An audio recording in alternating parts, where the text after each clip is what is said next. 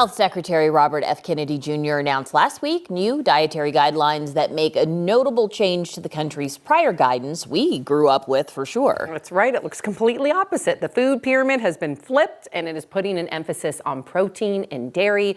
So, of course, we need to talk to our medical expert, Dr. Payal Kohli, here to talk about all the changes. So first and foremost, what are the major changes in these guidelines and what changes challenge traditional scientific studies that you're familiar with? Pretty much everything, guys. I mean, they've essentially flipped the entire pyramid on its head. So think back to 7th grade when we're learning about the food pyramid. What was at the bottom?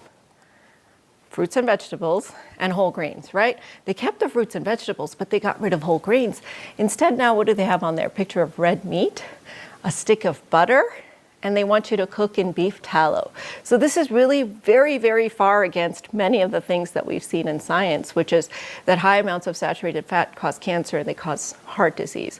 Now, I think the flipping of the pyramid is also symbolic. I think they did it on purpose to make a point that they really want to stray very far away from what Americans ate before. But I'm curious, how do you guys react to this? I mean, does this confuse you, or do you feel like you have a clear vision of what types of things you should be eating? I mean, I think about like kids and that sort of thing. For me, I'm pretty confident in my diet and I know what works for me and what doesn't. So this doesn't mean a whole lot, but if this is the pyramid we're teaching our kids, that's where, My kids will be confused, once they're taught that. They're 8 and 5, but we eat primarily vegetarian in my household, but we get a lot of plant protein. I didn't see much plant protein on there, so I'm sure they would be confused, like, oh no, what's my mom doing to us? Right. Well, plus the emphasis on the red meat, and the American Heart Association has actually called this out and said that this high emphasis on meat, beef tallow, butter, whole fat dairy, it's really going to increase the amount of fat Americans are taking in, particularly that saturated fat. And the AHA has been very clear that to reduce risk of heart disease, we need to keep saturated fat less than 10% of our daily caloric intake. And we need to keep sodium low. Many of the fats and cheeses and all of these things, the meats, they have a lot of sodium. And 9 out of 10 Americans already consume too much sodium. So I fear that this type of a pyramid is not just going to confuse Americans, it's going to lead us to inadvertently consume more fat and more saturated fat. Now, I'm loving the protein and the emphasis on the protein because I do think in general Americans are sort of undernourished when it comes to how much protein we take in our diets. But I think it's really been a huge change that's got the whole medical nutritional industry buzzing.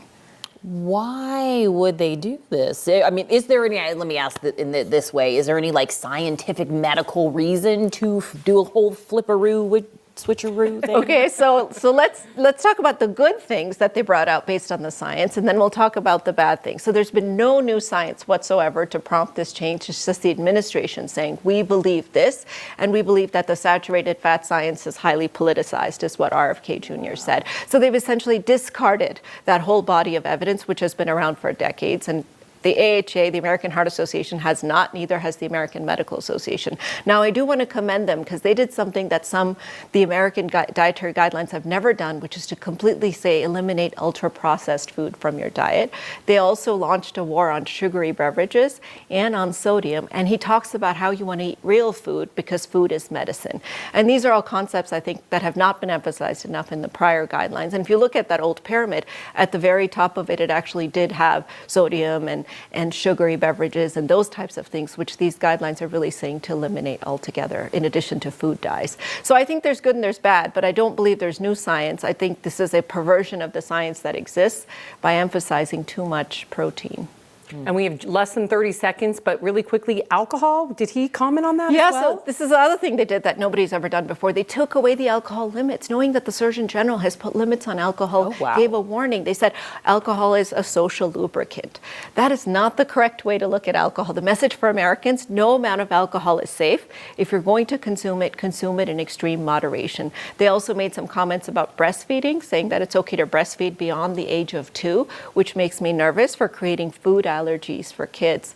And they've had a whole bunch of other sort of changes that are going to filter into the school system. You can imagine every school program is now going to get rid of ultra-processed foods, which is going to require a lot more funding. Wow, so a lot of big changes. Think about, All right, Dr. Kohli, thank you.